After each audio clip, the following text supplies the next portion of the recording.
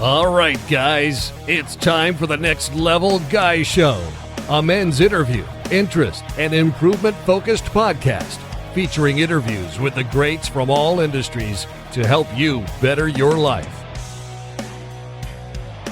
Each week, a new episode features an interview with one of the greats, covering all aspects of their story, from life hacks to tips and protocols that have allowed them to live life on the next level. We then highlight concrete action steps that you can use to improve your life. And now, your host, Ian Dawson McKay.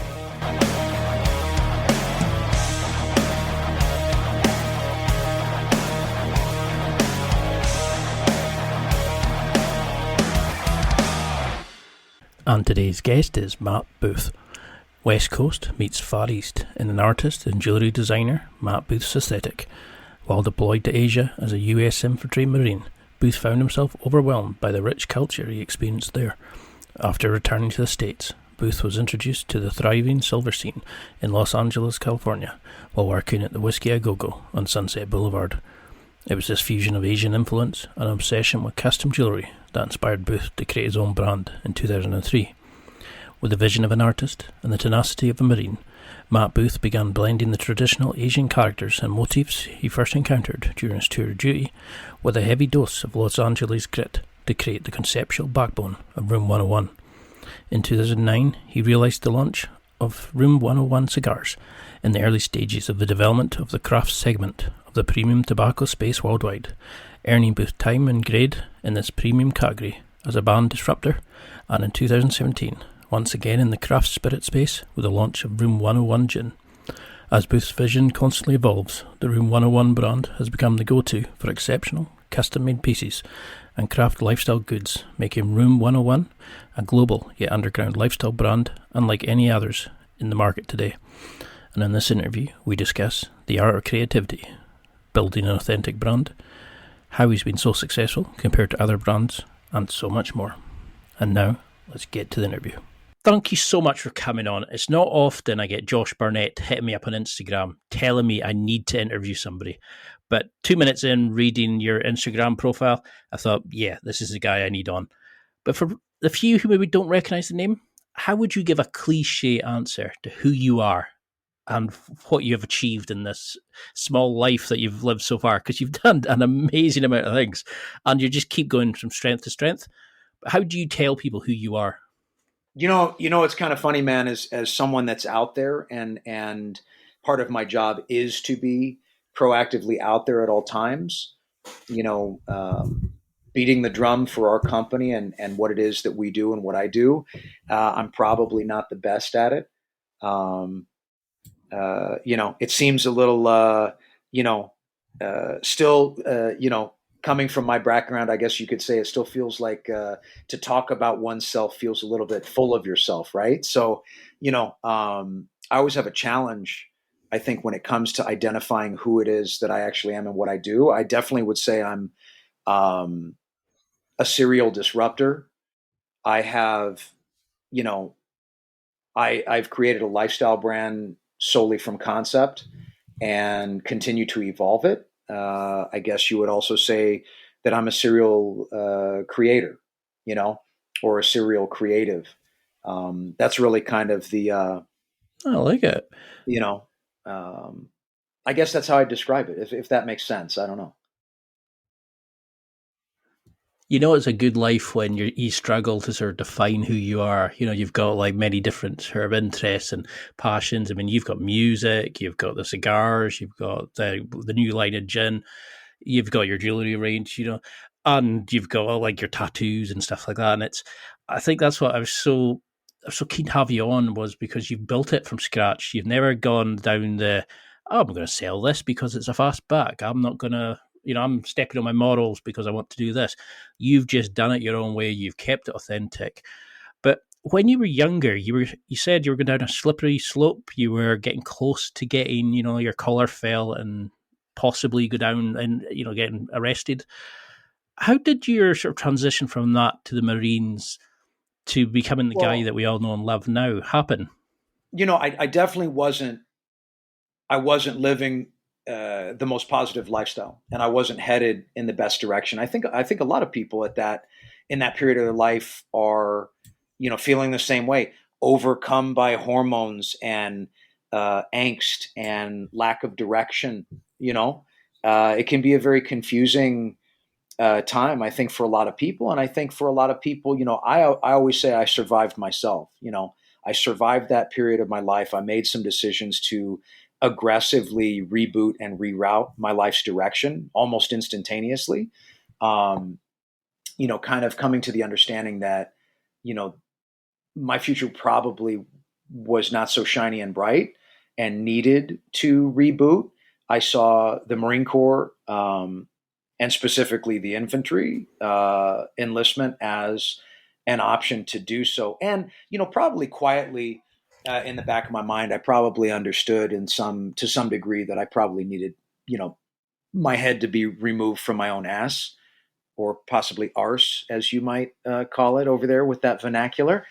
Um, but that's what I did. I pulled the plug. I pulled the ejection lever, and I enlisted in the Marine Corps Infantry. And within a week of making that decision, I was, on a plane going back to San Diego to begin boot camp.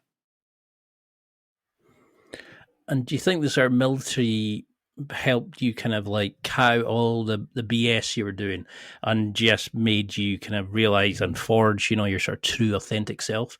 Because I think a lot of guys are like that, it's like, oh, I was a bad little shit when I was younger. That means I can't do anything now. And I think I've had quite a few people on recently who've shown that, you can be a tearaway and still change your life. And I think that it's trying to get people to realize that they can change their life on a whim. They just need to get over it. How did you kind of make that transition, do you think?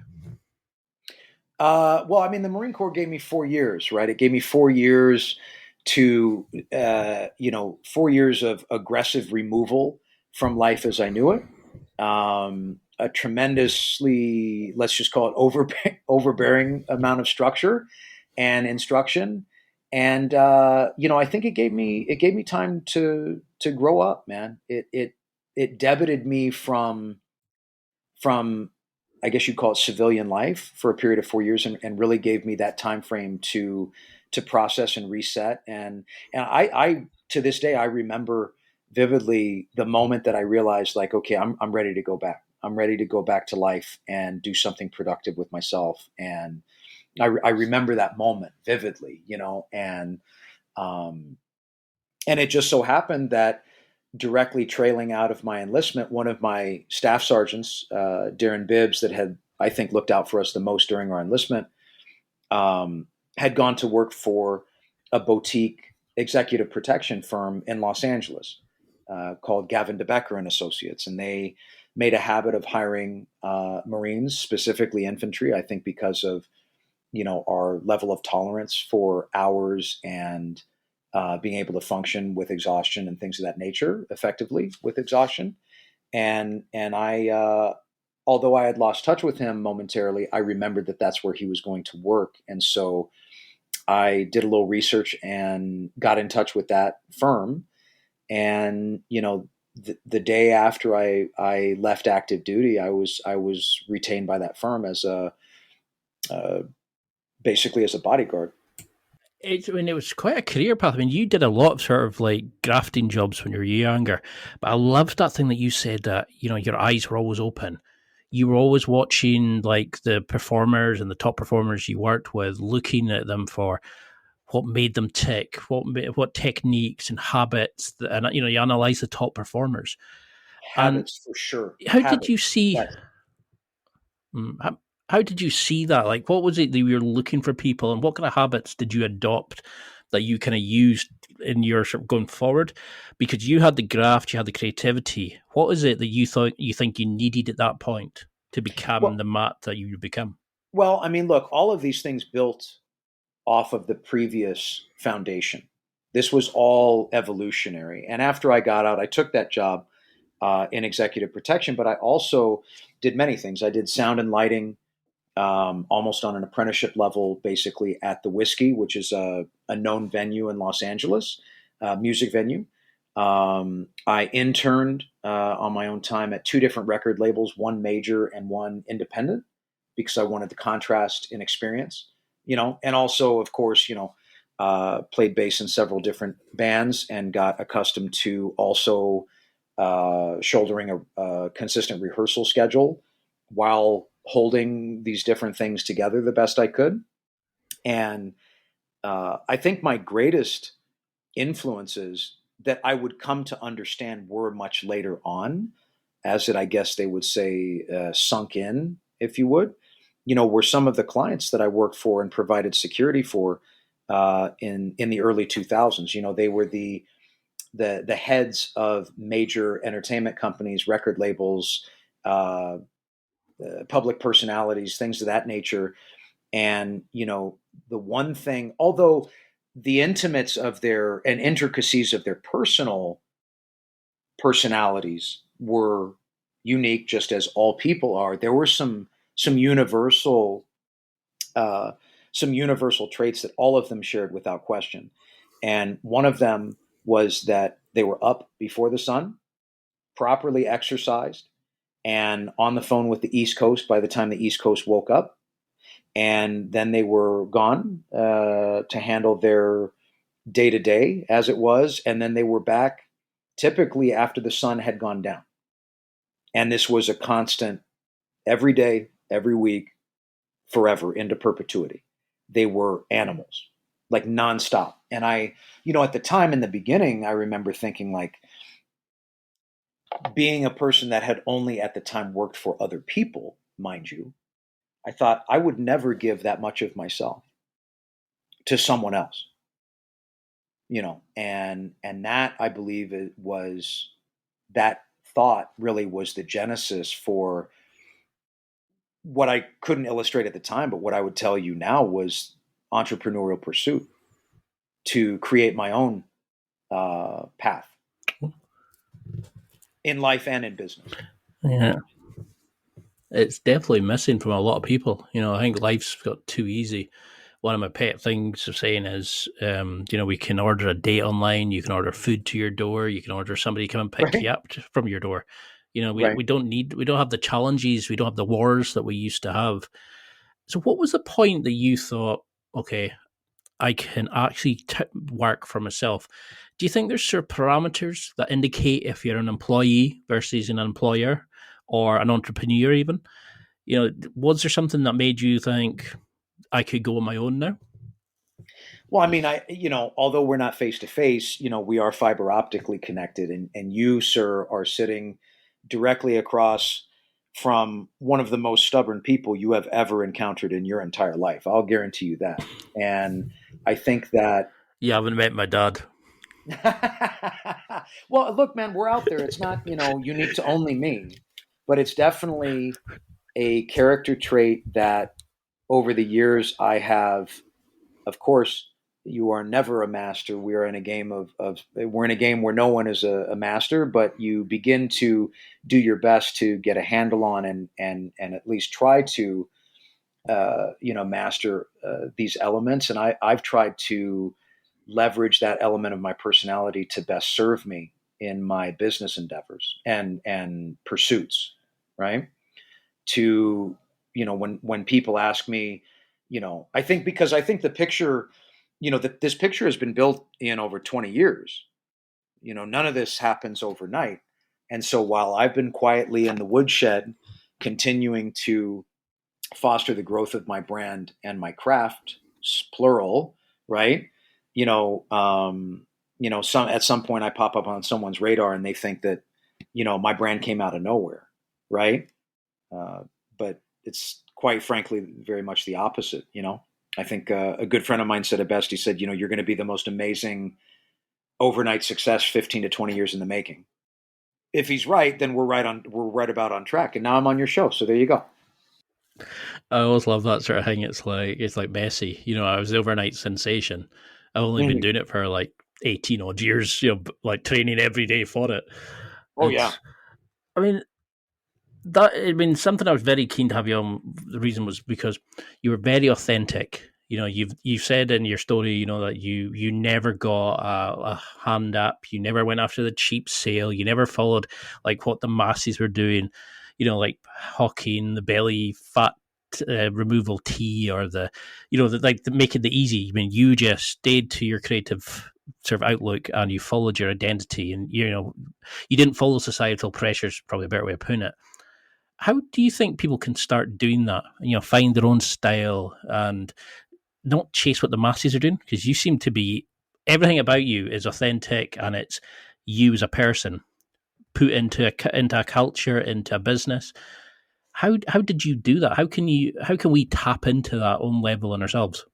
That's an interesting proposition because I would completely agree with you. My brand and my branded products are effectively a direct output from myself. It's almost like you're mainlining me in product form, right? Or philosophically in brand form, right? Mm. And one of my greatest, I think, strengths and weaknesses simultaneously is an obscene amount of honesty.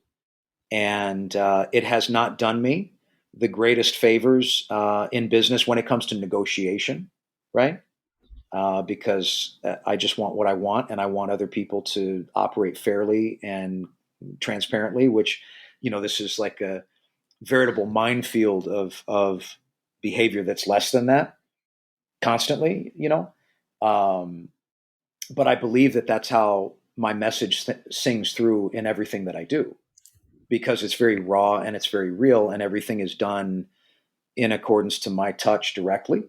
Um, and I think that that's why, our brand and our products reek of authenticity, because they are.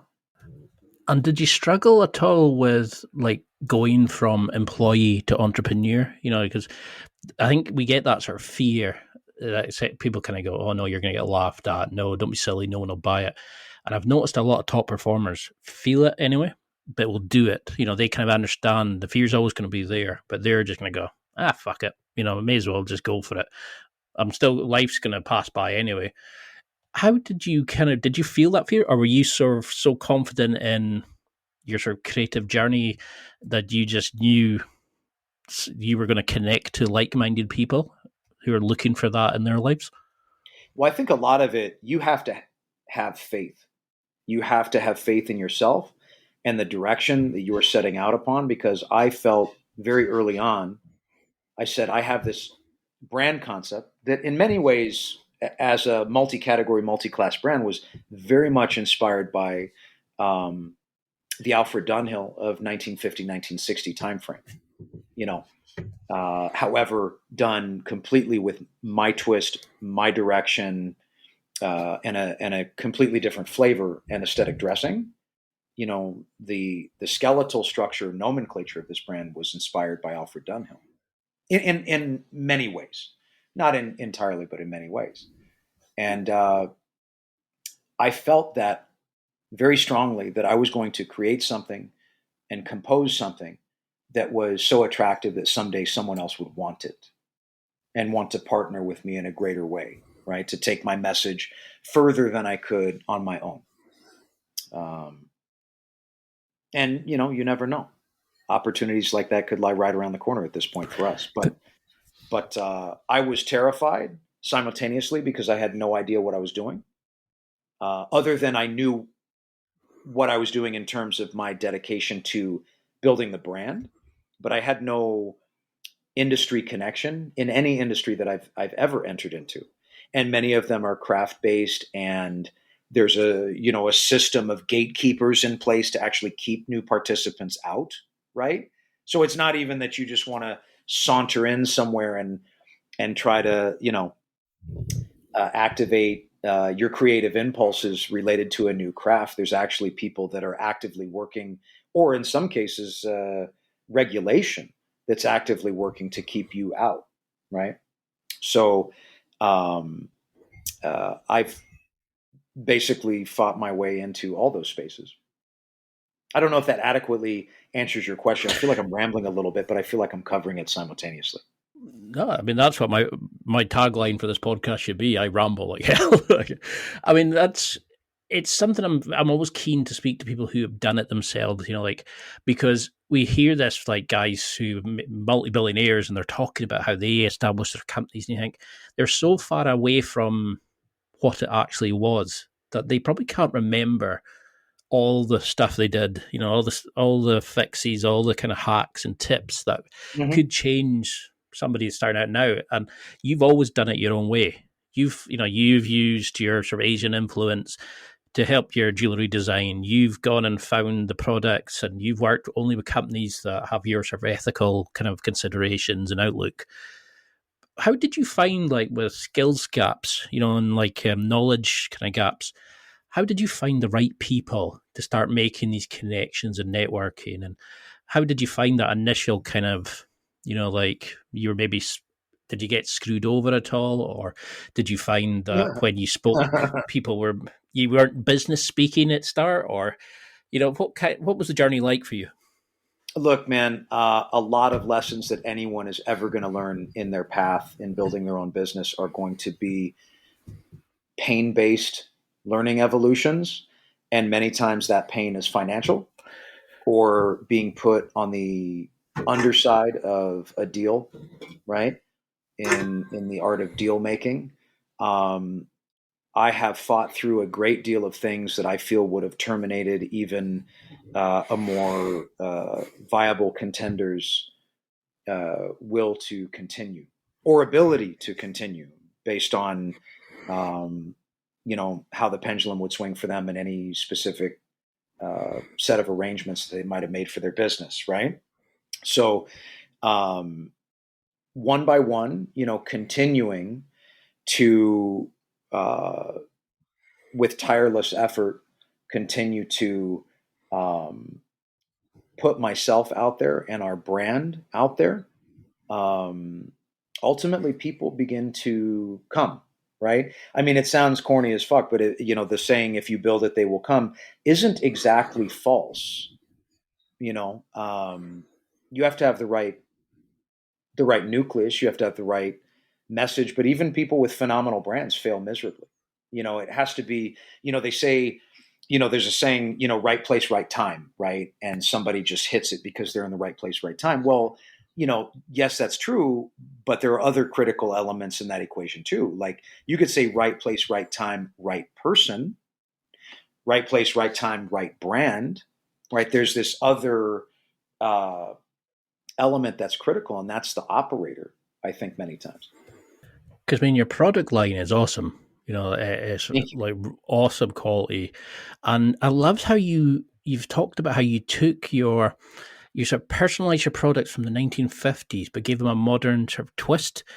And Hmm. do you think COVID has kind of brought about a realization of people now that we need to have more sort of home comfort? And can I kind of see them in the like the Draper kind of sitting there with the scotch and the sitting having the smoking cigar. I could easily see your products fitting in those sorts of things. But then Hmm. when I look at your media, you've got the cool graphics, but you've still got the classy and classic kind of boxes for the cigars, or the gin looks like it could fit into any kind of bar, any kind of time period. How do you go about creating that got that feel, but bringing a modern twist, that contemporary sort of flair added to it? I love to touch product. I love it's one of my most favorite components of everything that I do is creating trade dress for our products, right? And creating their outward or aesthetic representation, if you will. Really creating a stance or a command presence for them is really what it is. Because I think that uh, presentation communicates personality, and I like my products to communicate a uniform personality or physical representation of our brand as a whole. You know, um, I kind of have a knack for it. And there are a lot of things that I do that connect people to our products in a way that generate their willingness or eagerness to transact for those products. And I think that that's key. You see a lot of shortfall out there as it applies to anyone's product design. And then some people like absolutely fucking nailed it, like Apple, like the way that their products look and packaging has sold all of their products for them. This functionality is almost secondary, right? No, definitely. I mean, when you get a box for Apple, they've got teams that actually work on how it's going to open and how it's going to look to somebody. Just the packaging, never mind like what the phone's going to do, and and you think like the level of detail that when I look at like your social media, your websites, and things like that, and I see reviews and journal pieces on you. Every time I've seen somebody wearing a bit of your jewelry, they're all from different ranges, different ages, different genders, different kind of like social economic groups and stuff like that. But 100%. It all looks like it fits them. And and it's the same with the gin. It's the same with cigars. It's people who like the classy cigars, but people who like the modern ones, people who like the variety, the difference in their life. Everybody seems to fit in to your brand. And I love that community you've established with it. How do you go about that? Like, how do you go about creating a tribe? Is it like you said, you just create every day and people will come and find you? Or what have you learned about marketing by doing this kind of approach?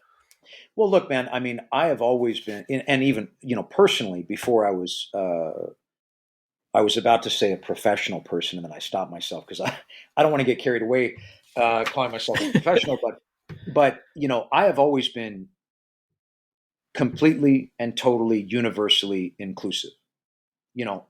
All are welcome in my house, period. Unless you're a cocksucker, then you can stay outside. But I am universally welcoming, and my brand carries that philosophy through me. That channels through me as well. So community and culture related to Room 101, albeit underground in nature, I think, in many ways, is reflective, I think, best when we get together, for example, for brand functions, right? Like if we have a brand after party, after one of the fashion shows or the cigar shows, if you walked around the typically would be like in a club or like a very high-end, smoking club.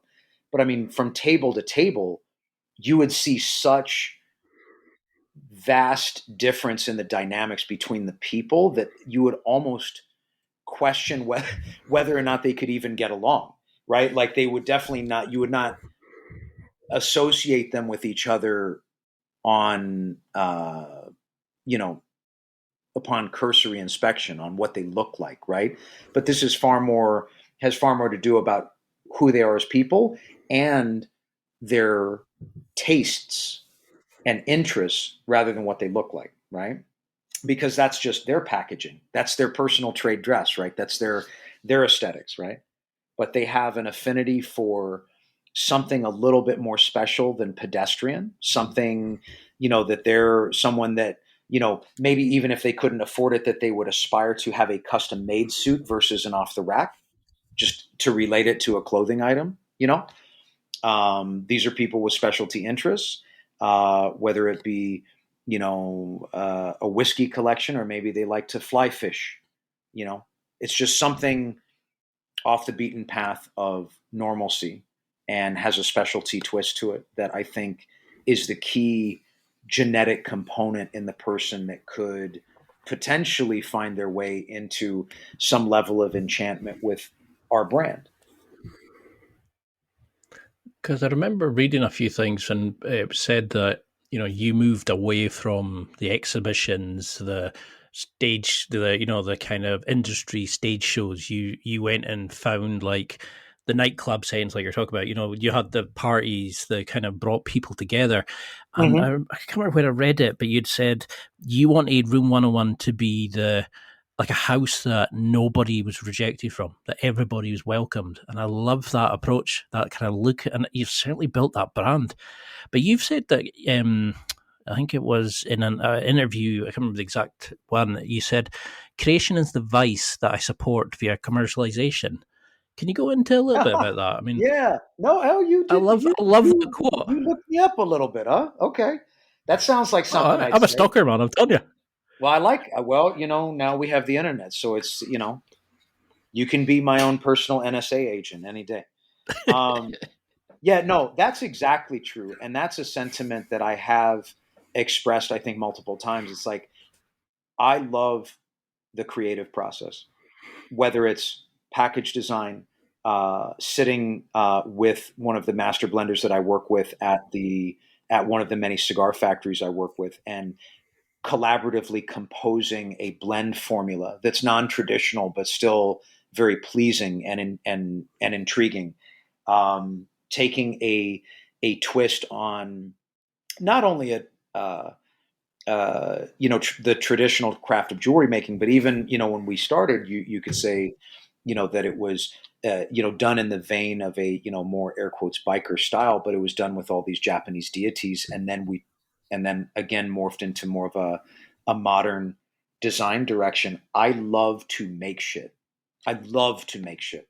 I have ideas that have kept me awake for so many years that I don't even have the time to execute them, within my own lifetime at this point. And so I sell what I make to continue to support my creative vice, right? So I said, fuck it, if I'm going to do this, I might as well at least attempt or make best efforts to make a living from it. Well, I love that. I mean, I really intrigued like how deep and sort of analytical and sort of introspective you go with a lot of it, like on your social media. It really makes you think. You can take it as kind of cool, hip, look at the pictures, look at the quality of the products, or you can actually get really into it and really think about things. And I love how, like, just listening to interviews with you, your social media matches your interview style, matches the videos I've seen, matches on the other people's social media. Mm-hmm. What we get is you in a company form, in 100%. a brand form. And I love that. It's so rare to see. I mean, have you noticed like a movement over the last sort of 10, 20 years now that consumers, I hate myself for using these kind of phrases, are now getting fed up of these kind of big companies? They want to know the story, be part of the movement, to Mm-hmm. have a kind of a rebirth for high quality products, but Yeah. know where it's come from, know the story. Well, look, man, I mean, it's no secret. The way we make things is not the way that you should be going about manufacturing products if you were going to commercialize them at volume, right? We do it technically how you're not supposed to do it if you want to make, um, volume level moves with your business. I mean, they say, what do they say? They say, you sell to the rich, you eat with the masses. You sell to the masses, you eat with the rich, right? And so, Awesome. but I think more and more, and I have noticed this, and obviously this is my business to notice it. I would have to echo your sentiments. I would say that it's been a consistent shift and a movement to where there are people that greatly appreciate the currency of authenticity if it's flowing through a brand or a product, and some of them are even getting to a point where they feel, and maybe this isn't something they could illustrate outwardly, but I think this is something maybe a little bit more on the subconscious tip with some people. I think that they feel a responsibility to invest into um, brand entities and companies that could be considered air quotes real deal or family owned or human owned, and not just like a sterile synthetic mass corporation type situation, right? And I saw that a lot. I saw that amplified during the period where COVID was hitting. The restrictions and the lockdowns were hitting the heaviest. People that were engaging in what I feel is a little bit of escapism type spending with us were doing so because they knew that our brand is a true craft brand and a family owned. and family operated business. Because COVID was certainly one of those times I think people realized, like, this facade of bullshit that we hold, like celebrities like the Kardashians and all, how stupid all that is and what matters now. And I think that's kind of realizing that we want the home comforts, but we also want to have a product that we can be proud of, that we can be part of it, like you're saying. And it's difficult to kind of look at some of these companies now and see what they've been doing over these years and letting people go on a whim to keep their money high. And, it's like, I think we're definitely now looking for companies that can do this. But how did COVID shape your business? Because you would have had a massive surge for people wanting having a drink at night, having a smoke, having like a little kind of pick me up, like maybe buying one of your jewelry ranges, etc.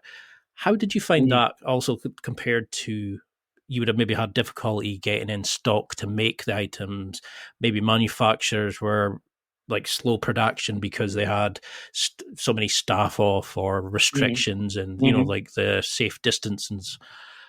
How did you find that juggling of extra demand, but maybe tighter kind of abilities to get stock in, etc., when you needed it? Well, all of that, all of the aforementioned elements that you just rattled off were all happening simultaneously. We manufacture our jewelry product in our studios at the corner of 7th and Broadway, downtown Los Angeles, where we've been making them for 20 years, on the same production floor that I apprenticed, so, and learned basic bench and casting skills. Now, during the initial stages of COVID lockdown, our entire building that we operate out of, we were locked out of for 6 to 8 weeks, and so we make everything to order. Like, we don't stock an inventory, it's ordered, and then we manufacture it and deliver it to the client. And so I said, as it relates to our jewelry business, I said, how does the made to order brand survive when we can't effectively make to order? And so what we did is we launched our basically like our vault collection, which, over 20 years, we had amassed a pretty impressive cachet of prototype samples, things that never became production or were modified when they became an actual production model, or, custom pieces that we had done for folks that had, exchanged or had them modified, and they were done in such a way that I had to rebuild the entire piece, and so we had, diamond pieces, gold pieces. I mean, a treasure trove of items, and we sold them all. We sold them all as this is one-off, studio sample. It's only available in this size, this length, etc. And we sold it all. Just thinking of like the bronze gun that you made, the replica of the Glock. Oh yeah. It was super badass, man. And of course, during that time, I had a lot of extra time to pursue other design desires, right? That bronze Glock was one of many things that I had ideas for, and just honestly, kind of when you're triaging your time, at the end of the day, didn't have time, and so I was able to really play and do a lot more in the design and creative departments that I normally do. If you flip over to tobacco, there was an explosive surge in consumption in the premium tobacco category and spirit category. I mean, the off-premise business, because restaurants and bars were closed, so the only things that were open were grocery stores, liquor stores, etc. The alcohol, the spirit business had a surge of over 400% in 2020, in sales, in growth, with half of the places that they normally pipe their products through closed, and the tobacco business, we as an industry and as a community experienced a boom in our industry that the last time we had seen any surge in business of that caliber was in the 90s, so for like I referred to it as escapism spending or escapism based products, COVID was nothing short of completely explosive. And of course, simultaneously, in the same breath, my heart goes out to, my friends in the restaurant business and people Mm. that suffered, because of what was going on. A lot of those people, of course, with the entrepreneurial spirit, morphed and pivoted into other directions. And, I think there were a great deal of businesses that were born out of this period as well. Side hustles or pet projects that actually got to take pole position in people's lives, and they realized a year later, oh wait, I've already replaced my monthly income that I had to go work for someone else to earn. Some of your other sentiments. I mean, you talk about companies discarding people quickly and whatnot. I mean, I think it's long since been verified and understood that in the 1950s, employers took care of their employees and vice versa. And if you dedicated your life to a company, you would be taken care of. That world dissolved underneath our feet in the 80s. That's long since been gone. Um, Although we operate our company very differently at Room 101, we're definitely not Pepsi Cola. I can only Yeah. affect a very small, a very small community of people, but we do operate our business, I think, a bit differently and take care of our people differently. But that's the exception, not the rule today. It's time for a quick break. There are millions of potential products to buy, so how do you know which ones are worth your hard-earned money? Simple. You go to nextlevelguy.com/affiliates and explore those that will transform and improve your life. You'll find deals, listener exclusives, and special offers with some great companies. Recommendations are 100% honest and only on items Ian has tried or believes in. The companies showcased will make you a better man in all areas of your life. Simply go to nextlevelguy.com/affiliates and level up. It's maybe something that the world needs more of. It's like the old-fashioned values of business with a modern twist, like you're doing with your products. I mean, it certainly, it was great to see, and I loved how, like, in your Instagram, you talk about like how you like to create every day. There's pictures of you in the room where you're, like, the lab where you're making and you're tweaking and you're surrounded by tools and all that sort of stuff. But I get the impression, like, I think you said you would never leave if they did lock the door, like chase you out and lock the door. How did you then go from the creative small businessman to making the lifestyle brand, but realize, and getting the uncool stuff done, like finding the guy that does the taxes, the accounting, finding the team, the leadership? How did you find about putting all that together to make this lifestyle brand, and not just something that you can sell a piece or here or there to pay for your music career, but actually to think, I can make this into a platform to start changing things? Yeah. How Well, did I you mean, make that transition? well, I mean that transition. I think if I was to be very open and honest with you, I think that uh, although I'm in a constant state of learning and absorption, that transitory state I don't think ever stops. I think you're more in a constant state of evolution. You surround yourself with people of a certain caliber as a byproduct of the moves that you're making, and one person will refer you to their accountant. Their accountant will refer you to a lawyer. That lawyer will refer you to a tax attorney.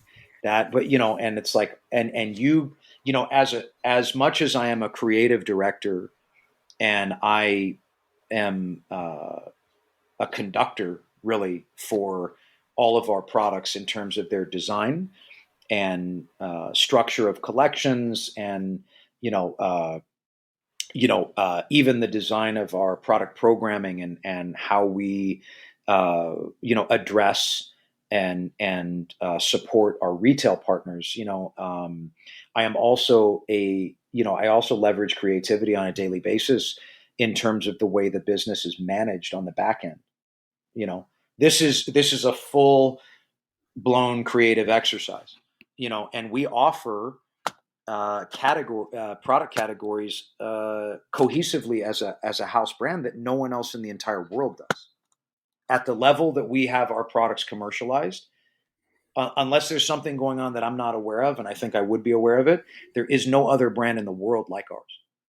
And it's for good reason, because it's fucking difficult, man. Like there are, for example, regulations in the EU that prevent a brand. They call them brand sharing regulations, and you're prohibited from selling a tobacco product or a tobacco accessory, tobacco related product that carries the same brand as another product and vice versa. They can't share. But there are ways to tailor your branding to accommodate cohesion, right? And so, and that's how we and companies like Davidoff are able to operate in multiple categories in the EU, right? And I don't believe we're that far off from regulation like this being activated in the United States as well. So our business is completely tailored in a way that accommodates these things, and that in itself is a creative exercise.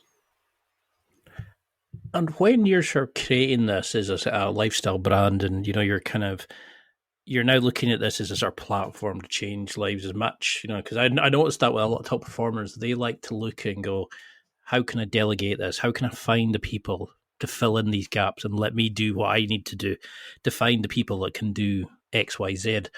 But how then do you think, okay, I need to go on to the next part of this? Like, you brought in a new gin, for example. Mm-hmm. Yep. How do you look at this? Like, what's your metrics for success in terms of, are you caring about that? I know you have to have some sort of level of care to it, but like, I'm assuming it's impact of the brand of the new gin compared to the numbers sold, or are you having to kind of balance that and the cost balance of units sold versus products bought? Or what's your brands for? How do you measure the metrics for success? Well, first and foremost, after securing, and I'll correlate this directly to our craft spirit effort. After I've secured the product exactly how I want it to be, and I have found the manufacturing partners that I believe to be our long-term manufacturing partners for that category, now it's to gauge whether or not my gauge on success is whether or not it hits, right? And so we opened distribution in the state of Arizona and conducted a launch event at a cigar bar called Fox Cigar Bar. Shout out to our longtime supporters there. And I wanted to see how the product was received by our core and existing core customers in that community, right?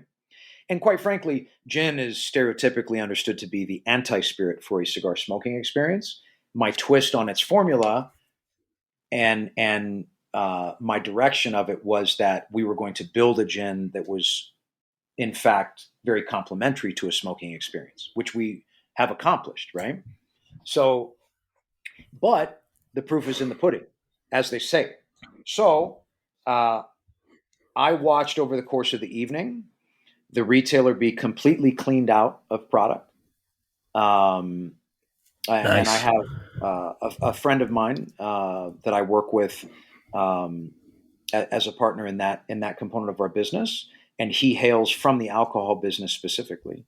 And I had no gauge on exactly how successful the pull through of the product was that evening because, in my tenure in the cigar business, I'm used to selling quite a bit of volume if I actually show up and conduct an in-store activation to promote our brand. And we had sold, it was something like 8 to 10 cases of the alcohol, right? And so we had sold, I don't know, about 60 bottles, right? And I asked him, I said, hey, do you feel this was successful? And he turned to me and says, I have never seen anything like this in my fucking life. He said, if I had gone out and conducted a tasting at retail with previous brand projects, I would have been over the moon if I had sold 2 bottles. 2. And I said, okay, this shit works. That's verified. So now we begin to scale, right? Proof of concept is established, and through my lens, understood to be a success, and this will hit, this will work. Now we need to scale. Now we need to achieve new outlets for distribution in key states that we can align the other categories that we're already operating in with this product, and help create an environment where there's a rising tide that will raise all ships simultaneously. So if you want to ask me how I gauge success, I think initially it's it's a gut radar based process, but I also 20 years in this game, I can understand very quickly what works and what doesn't. I love that way of looking at it. That kind of, you're going and actually seeing it in real time. You're not just looking at a spreadsheet and saying, "Oh, we sold 200 units." You're actually going and seeing the reaction of your core customers, and then you're kind of, you're building you're using them to be part of the journey as well. So you're bringing them Yes. into it. And something I did notice on your social media was every time you had a picture up of something, people were like, "Oh, you're just near me. Oh, come and have a smoke with me. Oh, let's go and get some bottles together." You've got such a great sort of community and socialness there. How do you break into what's a crowded market and make your, build a community around your products and make it social to use your products? And as a community and bring people together? Because not a lot of brands can do that. Well, no, and they can't. And I got to be very honest with you. I have seen many come and many go in the time that I have remained in business. And it's because they lack one element or another, or there's misstep. There are tragedies in deal making where people disadvantage themselves to a point where they can no longer operate in that space. I've seen it, but I think for the most part, people are just lacking one or more key elements, in their, as it relates to their brand and their product. Now, granted, as an example, when I came into the premium tobacco segment, I was one of the first 3 to 5 operators to be offering a craft or boutique branded product. So, although at the time I was the newest addition to a small cast of characters and the youngest, if you turn the clock forward 3 to 4 years and look back over your shoulder, I was one of the original players that was working to carve out an entirely new segment of a marketplace globally, right? So in that amount of time, while I was fighting to build my brand and my business in that space, it's like there was blood in the water. Now this is a proven proof of concept. This works. Like the boutique trend was activated. Craft brands were having their own micro boom within that industry. And so then people start flocking to the business as they see the opportunity, right? But, there comes a point where there's saturation and a lot of these brands slough off like dead skin. And typically the people that remain are the first 3 to 5 really viable players, and you'll always have people that come in after the drawbridge is up and introduce a viable concept and remain. But if you're talking about power through time and grade, which I think is a devastatingly powerful element for any brand, and something that can never be stripped from you. So the time that you've been operating in the space, I've leveraged that to our advantage as well, and that's ultimately what's helped us. That amount of time is what's afforded me the time to make, from handshake to handshake, from door to door, from virtual hangout to virtual hangout, to all this hand-to-hand combat level marketing stuff has allowed me to build a real rapport with people on a very individualized basis. And those people are the foundation of all the pull through of all of our products. Because that definitely comes across in your thing. Is this brand is an extension of you? It's your kind of beliefs, your attitudes, your identity, and you're selling yourself as much as you're selling your company, the brand. And people are kind of connecting with you as much as the products. Well, we'll definitely got to do a round two, because I think we're just getting into this, because I want to find out more about you as a person as much as the business. But Of you course. wrote on Instagram where you said, make sure to take notes along the way. Someday your story will become someone's survival guide. I And it love that. will. I love that way of looking at it, as you'll be inspiring the next generation of entrepreneurs to do this authentically and truthfully. How do you think, like, how should we review our journey? And do you use these podcasts as a way of kind of looking at how far you've come and using them as a platform to chase and become better for the next step in your life, do you think? Well, I mean, I look, you and I connecting is a byproduct of an introduction from a very dear friend of mine and a longtime believer in what I do, uh, Josh.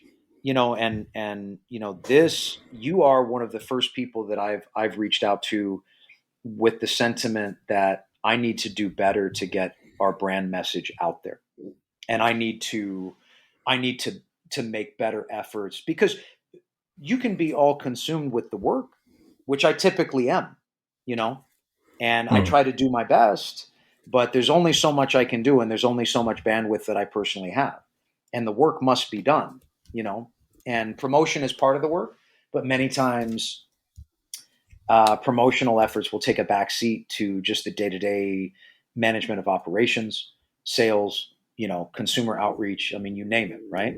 So, um, uh, I think they could. I mean, if I had the time to go back and kind of like revisit interviews over the years, I think you would probably hear me growing up before your eyes and ears, depending if there was video affiliated with it. Um, I do think that they're good time markers. Simultaneously, I think that my mission is changing to be more inclusive of continuous press outreach at this point. So, like, maybe that's reflective of more growth. I don't know. Because something I really liked was how you seem to have changed from your very first post on Instagram to the current post. You're very much the same person throughout. There's no kind of like, oh, look at me, I'm now like suited and booted compared to the guy in the tracksuit. You know what I mean? Like you are still the same person. You've grown and I do you've want to get a expanded. And tracksuit, though. I think they're dope. I mean, I love how much you kind of give out in your social media, and you kind of like an insight into your life. And you talked about how your wife and your children were the sort of like saved your life, and you've got a beautiful family. And how do you look at that, and how do you juggle being the father, being the husband, because you've got some great friends and bonds with people, and that, how do you juggle that with running the business, being an entrepreneur, and all the other 9,000 things you're probably doing at the same time? Well, look, man. While while you have 17 plates spinning, right? One is always falling, no matter what you do. And um, part of it is having an uh, amazingly attentive and tight knit team around you to help you carry the torch, right? When the time comes to expand, you know, um, I would say that my family comes first, and they do. However, there are times that my family waits, because they are also part of this mission, right? And they don't wait as if I push them off. They are on standby to resume full family activity, or they're on the road with me, and they're entertaining themselves while I'm at a business function, and then we will reconnect and be together again, you know, because they are also a support mechanism for me, and believe in what I'm doing, and understand it's for our family. No, it's Uh, very well put. I mean, yes. so have you used any of your sort of military kind of habits of juggling sort of demands, or is it just like your discipline, getting up, and like you're saying, getting up before it gets light, putting the graft in, day out, getting it done, and just trying to keep your plates juggling as much as you can? I mean, honestly, yes. It's a free for all. Great answer. It's an absolute bloodbath. But what I will tell you is that I've also been making.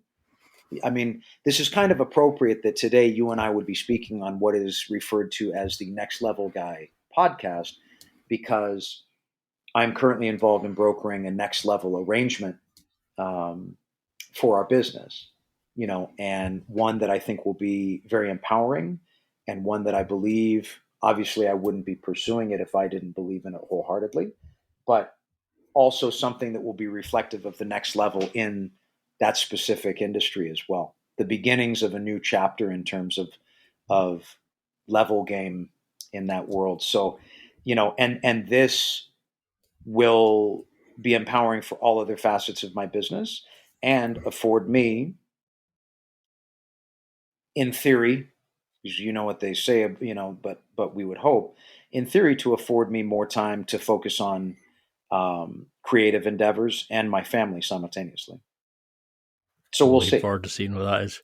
Because I think this is just the start of a beautiful friendship.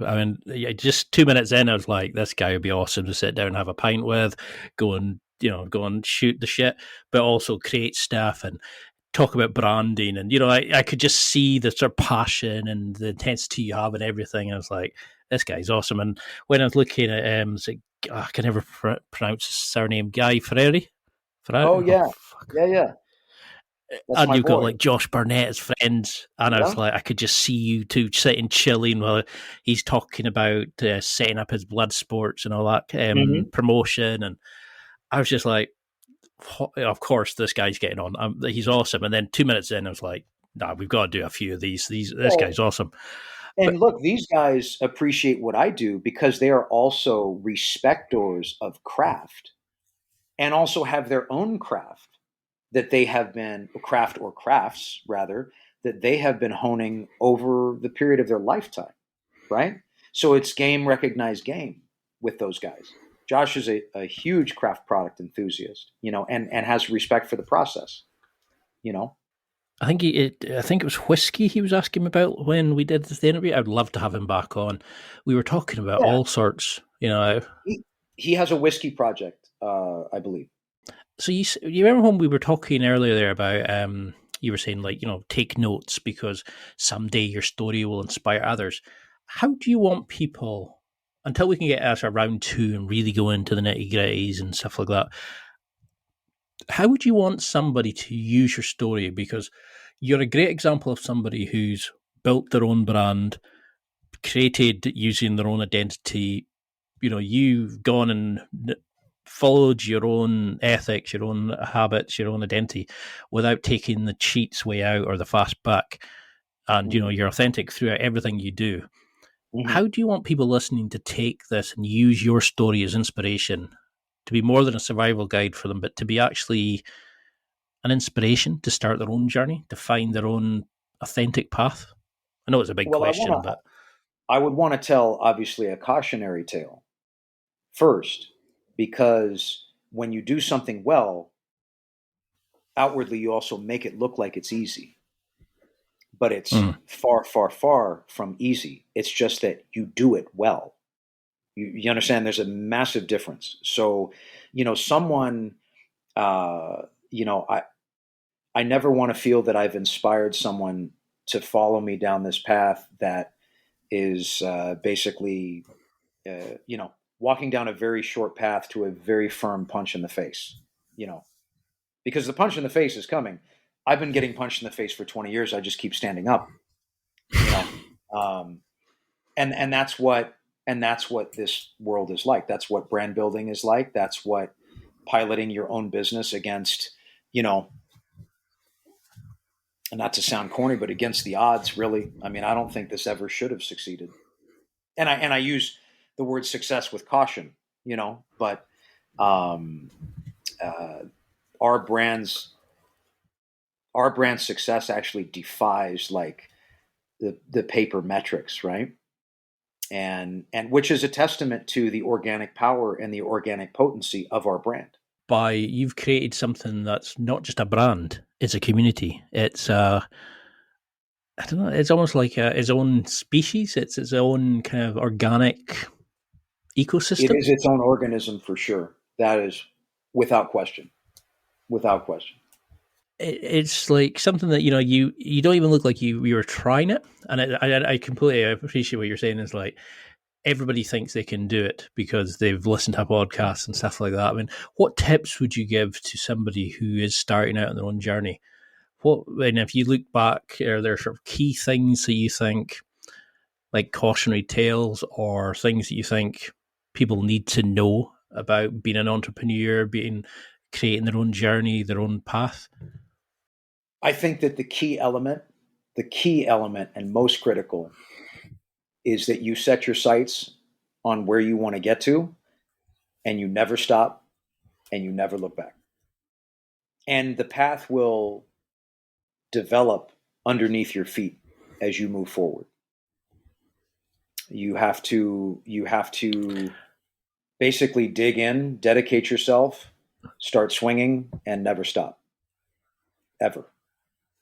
And every time you got to remember, every time you stop to take a break, which is human and I believe healthy and necessary, and you should never deprive yourself of rest, whether it be, I mean, to an extent, physical, psychological, whatever it is, when you know that you are at a giving point, that it's part of the overarching mission to provide self-care in a way so that you can continue the fight and continue to be effective, you know. But you also have to remember that every time you stop and you put your hand on that, you know, that railing and take a breather, that someone else is blowing right past you. And while you're sleeping, someone else is working, you know, and you got to keep yourself on your toes a little bit there, I guess. That's very good advice, because a lot of times people say, "No, you can do it. You can just get on with it."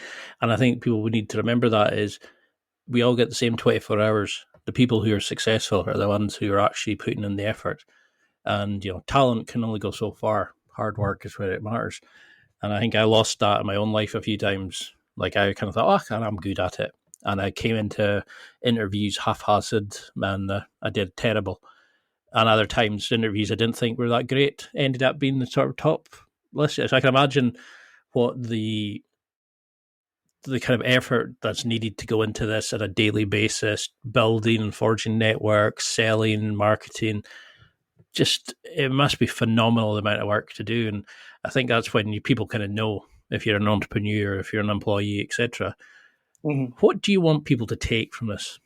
I mean, is there a kind of, like, I know you're probably sort of fed up of answering like, what do you want your evolution of this to be?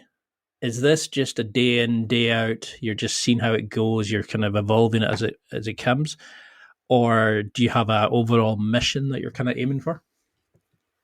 I mean, my mission is to build our branded business across all categories to a level of health um, that would be enticing for um, a like-minded, um, larger scale company in that space that would share a vision with us to partner and take it the rest of the way in a way that we cannot as a craft and self-funded company. Because Global domination. it's the first time I've seen cigars in ages, and I've been thinking I could smoke. I don't smoke, but I was looking at them and going, you know what? Like the branding's cool. Like I was getting into it. I was like, yeah, this is it. This is. I was looking at the gin, going, I wonder if I can get that in the UK. You know what I mean? It's like 2 minutes in, and I was already feeling part of your kind of your herd, your community. Well, uh, you may not have to hold your breath for long because the goal is to bring our gin across the pond there sooner than later. What's the best way to connect and kind of follow along on this amazing journey you're on? I think definitely first and foremost through our social media. Room 101 Brand, Room 101 Cigars, Room 101 Gin, the Shadow Army, which you will find if you dabble about in these areas, is a small yet vibrant community of like-minded brand enthusiasts that, quite frankly, like to get weird and share experiences and whatnot. So I would definitely look to connect that way. And of course, you can find me, Matt Booth, on my personal social, which I'm kind of the ever-present nucleus and the ever-present connector between all these categories. So I'd go onto the Instagram and I'd dial us up, and that'll pipe you through to websites, shopping experiences, and all things necessary to maintain a viable connection with the Room 101 brand.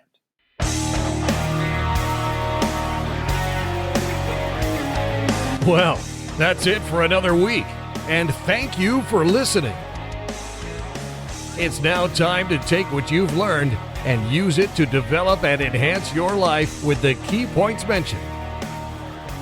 Listen, try it, embrace it, use it, and crush it.